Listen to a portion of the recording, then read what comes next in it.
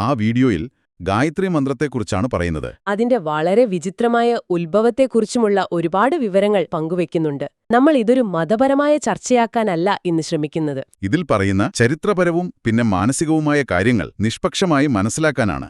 മനുഷ്യന്റെ ഈഗോ, അപമാനം, അതിജീവനം തുടങ്ങിയ വിഷയങ്ങൾ. The Gayatri Mantra is one of the oldest and most powerful mantras from the Rig Veda.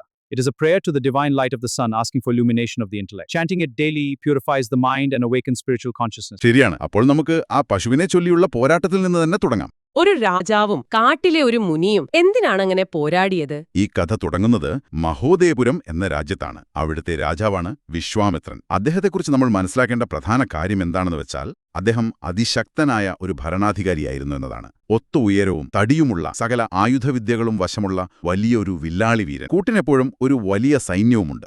ഈ രാജ്യത്തെ കാട്ടിലാണ് വസിഷ്ഠ മഹർഷിയുടെ ആശ്രമമുള്ളത്. വിശ്വാമിത്രന് നേരെ വിപരീതമാണ് വസിഷ്ഠൻ. ശാരീരികമായി വളരെ മെലിഞ്ഞ, കായികശേഷി തീരെയില്ലാത്തവരാ. ആയുധങ്ങൾ തൊട്ടുപോലും ശീലമില്ലാത്ത ഒരു സാധാരണ സന്യാസി. ഒരു ദിവസം നായാട്ടിനിറങ്ങിയ വിശ്വാമിത്രൻ ഈ ആശ്രമത്തിലെത്തുകയും അതിമനോഹരിയായൊരു പശുവിനെ കാണുകയും ചെയ്യുന്നു. രാജാവ് ആ പശുവിന് പകരമായി പശുവിന്റെ തൂക്കത്തിന് സ്വർണം തരാമെന്ന് രാജാവ് പറയുന്നു. പക്ഷേ വസിഷ്ഠൻ അത് നിരസിച്ചു. ഒരു സാമ്രാജ്യത്തിന്റെ അധിപനായ രാജാവ് തന്റെ തന്നെ രാജ്യത്ത് ജീവിക്കുന്ന ഒരു സാധാരണ മഹർഷിയോട് ഒരു കാര്യം ആവശ്യപ്പെടുമ്പോൾ അത് നിരസിക്കപ്പെടുക തന്റെ ഭടന്മാരുടെ മുന്നിൽ വെച്ച്